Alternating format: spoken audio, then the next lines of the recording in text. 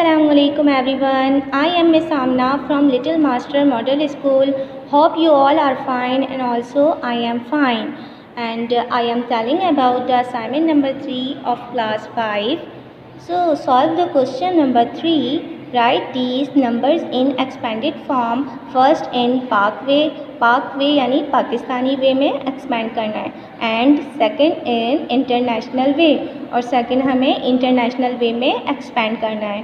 तो एक्सपेंड हम पहले भी कर चुके हैं नंबर्स को, लेकिन इसमें डिफरेंस ये है कि हमारे पास नंबर्स की तादाद ज़्यादा है, तो हम इसको भी उसी तरीके से एक्सपेंड करेंगे। सबसे पहले हमारे पास क्वेश्चन है 4 3 7 5 9 2 6 1 8 5 4 3।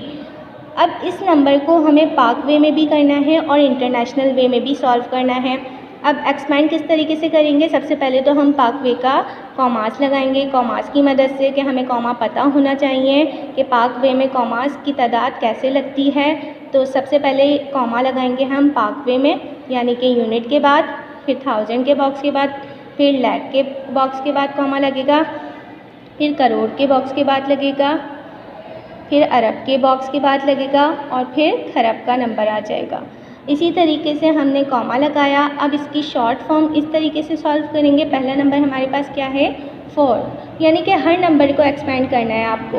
एक्सपेंड मतलब हर नंबर को बताना है कि किस तरीके से हम लिख सकते हैं। नंबर 4 फिर 2 डिजिट्स हैं, यानी कि 4 नंबर के बाद हमने पहले भी सारे ज़ीरो सपोज़ करे थे, तो 2 डिजिट से 2 ज़ीरोज़ आ गए। फिर कॉमा लगाया, कॉमे का हमें ख़ास ख्याल रखना है। 2 ज़ीरोज़ थे, फिर 2 ज़ीरो लगाए, फिर 2 6 था, हमने 2 ज़ीरो लगाए। 18 था, फिर 2 ज़ीरो आ गए। 5 4 3 था, हम नंबर्स नहीं लिखेंगे, हम नंबर्स की जगह ज़ीरोज़ लिखते हैं।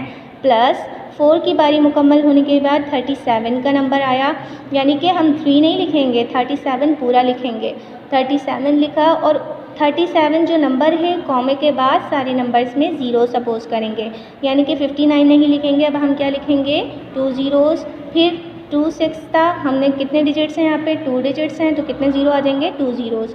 अब इसी तरीके से 18, यानी कि 2 डिजिट्स हैं, तो 2 ज़ीरो आ गए। अब 3 डिजिट्स थे, तो फिर 3 ज़ीरोज़ आ गए। इसी तरीके से अब 59 की बारी आई।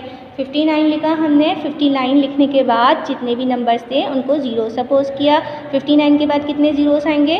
2 6 की जगह 2 ज़ीरोज़, 18 की जगह 2 ज़ीरोज़, और फिर 3 डिजिट से 3 ज़ीरोज़ आ गए।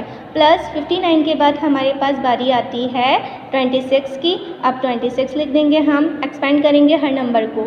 26 लिखा, 26 के बाद कितने डिजिट्स हैं? 2 डिजिट्स, 2 कॉमास, ज़ीरोज़ लगा के हमने कॉमास लगाए।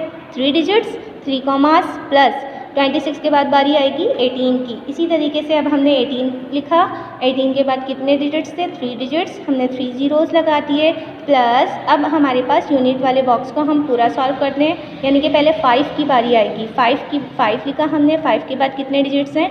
2 डिजिट्स, तो हमारे पास ज़ीरोज़ कितने आएंगे? 2 ज़ीरोज़। प्लस 4 की बारी आई। 4 लिखा। 4 के बाद कितना डिजिट है? सिर्फ एक डिजिट, तो हमारे पास 1 ज़ीरो आएगा 4 के साथ। फिर 3 लास्ट नंबर यानी यूनिट नंबर, तो हम एज इट इज़ लिख देंगे। इसी तरीके से हम इंटरनेशनल वे इसी नंबर का मालूम करेंगे, यानी कि नंबर था हमारे पास 4 3 7 5 9 2 6 1 8 5 4 3, लेकिन हमने सबसे पहले इंटरनेशनल के कॉमास यूज़ करने हैं। कॉमा किस तरीके से? यूनिट के बॉक्स के बाद कॉमा, यानी 3 नंबर्स के बाद, थाउजेंड के बॉक्स के बाद कॉमा, मिलियन के बॉक्स के बाद कॉमा। इसी तरीके से अब हम पहले नंबर को सॉल्व करेंगे। लिखा हुआ है 4 3 7, हमने लिख दिया 4 3 7 कॉमा, 3 डिजिट्स थे, 3 ज़ीरोज़ आ गए।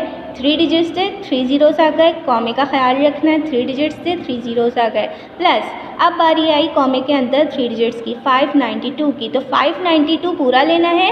इस कॉमे के अंदर वाले नंबर के बाद ज़ीरो सपोज़ करने हैं, यानी कि 3 डिजिट्स 3 ज़ीरोज़, फिर 3 डिजिट्स 3 ज़ीरोज़, प्लस 618 618 की बारी आई। फिर कितने डिजिट्स बचे? 3 डिजिट्स, 3 ज़ीरोज़ लगा दिए। इसी तरीके से यूनिट में हमें करना है, जिस तरीके से हमने पाकिस्तानी का यूनिट सॉल्व किया था, इसी तरीके से इंटरनेशनल का एक्सपेंड करना है। तो 5 लिखा। 5 के बाद 2 डिजिट्स थे, 2 ज़ीरो आ गए। फिर 4 लिखा। 4 के बाद हमारे पास कितने डिजिट्स बच रहे हैं? सिर्फ एक डिजिट, तो हमारे पास आ जाएगा 0। इसी तरीके से यूनिट का नंबर 3 है, तो हम 3 लिखेंगे। क्वेश्चन नंबर 4 पे आते हैं। Part A, change these numbers in Roman, यानी कि हमें रोमन नंबर मालूम करना है। सिंपल हमारे पास नंबर्स जो होते हैं उनको हम रोमन में भी लिख सकते हैं, क्योंकि रोमन अपनी लैंग्वेज यूज़ करते थे तो रोमन नंबर इस तरीके से लिखते थे। तो हमें मालूम होना चाहिए, मालूम के साथ साथ हमें याद भी हो जाना चाहिए, क्योंकि वन हम रोमन में किस तरीके से लिखते हैं, आई। इसको पढ़ने का तरीका है आई। टू का किस तरीके से लिखेंगे, आई क्या हो गया, 2। 3 में कितने आई आ गए, आई 3 आई। 4 सिंपल नंबर है। 4 का हम रोमन जब लिखते हैं तो क्या लिखते हैं, आई वी। 5 में सिर्फ वी होता है। इसी तरीके से 6 होता है V I. 7 V I. 8 V I. 9 I X. जिस तरीके से हमने 9 तक रोमन सीखे, इसी तरीके से 10 से 3000 तक हमें पता चल जाएंगे कि रोमन में हम किस तरीके से लिखते हैं। तो जब 10 होता है तो 10 को हम रोमन नंबर में लिखते हैं एक्स। 20 होगा तो कितने एक्स आ गए, 2x एक्स। 30 में कितने एक्स हो जाएंगे, एक्स यानी कि 3x। 40 XL।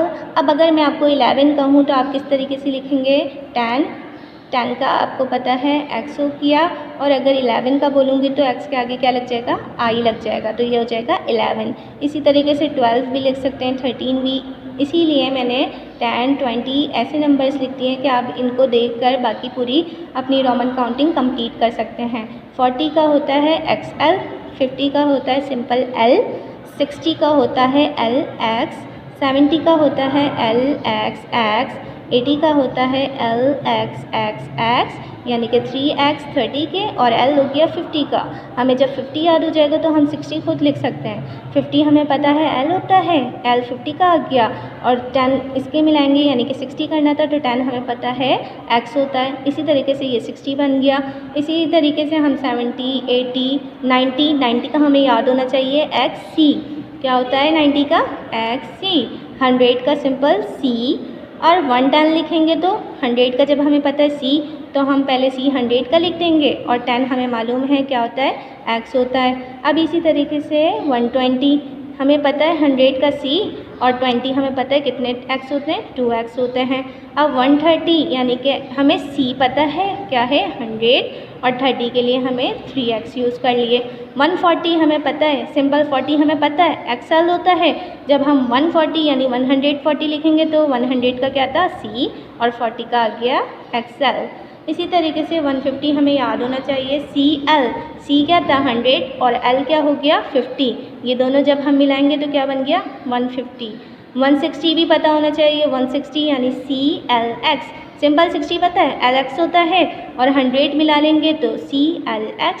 170 CLXX यानी कि C हमारे पास 100, L 50, और 2x हमें पता है 20 के। इन सबको मिलाएंगे तो ये बन जाएगा 170। 180 CLXXX। 190 CXC यानी कि हमें पता है 90 हमारे पास XC होता है, और C 100 का। 100 और 90 को मिलाएंगे तो क्या हो जाएगा 190। 200 का हमें पता होना चाहिए, 200 होता है CC। सिंपल 100 क्या था हमारे पास C, जब हम 200 बोलेंगे तो क्या हो जाएगा CC। इसी तरीके से 300 में भी होता है कि 300 में भी कितने C आ जाएंगे, 3C। 1 2 3C आ गए। 400 में हमारे पास CD होता है, C हमारे पास CD। 500 सिंपल D होता है। 600 500 का हमें पता चल गया D है, तो हम जब 600 लिखेंगे तो खुद आगे क्या लगा देंगे, C लगा देंगे। 5 और 100 मिला लेंगे, 500 और 100 क्या बन गया 600। 700 में भी हमारे पास C की तादाद अब बढ़ती जाएगी। D आ गया हमारे पास 500 का, और हमें पता है 500 के बाद 600 700 यानी कि 2C आ जाएंगे। DCC 700 होता है। इसी तरीके से 800 में भी 500 का D आ गया, और 300 हमारे पास आ गए CCC, तो हमारे पास ये रोमन बन गया DCC। 900 का होता है CM। 1000 का होता है सिंपल M। अब इसी तरीके से हम 2000 की बात करेंगे तो 2000 में कितने M आ जाएंगे, 2M आ जाएंगे। 3000 की बात करेंगे तो 3M आ जाएंगे। तो हमारे पास नोट गिवन है यहाँ पर असाइनमेंट का, राइट रोमन काउंटिंग 1 से 200, 1 to 200 मीन्स 1 से 200 तक आपको सॉल्व करनी है इन योर स्कूल कॉपी। अपनी स्कूल कॉपी में सॉल्व करेंगे। जिस तरीके से मैंने आपको मेन नंबर समझाए जैसे 10, 20, 30, अब इसमें आपको 1, 2, 3 लगाना आसान होगा क्योंकि आप 1 से 10 तक पक्की याद कर लेंगे तो आप लिख देंगे। 30 के बाद अगर 31 लिखना है तो आप 1 लगा देंगे, आई लगा देंगे। इसी तरीके से 51 लिखना है तो LI लगा देंगे, 52 लिखना है तो L2I लगा देंगे। तो इसी तरीके से आपको अपनी कॉपी में सॉल्व करना है।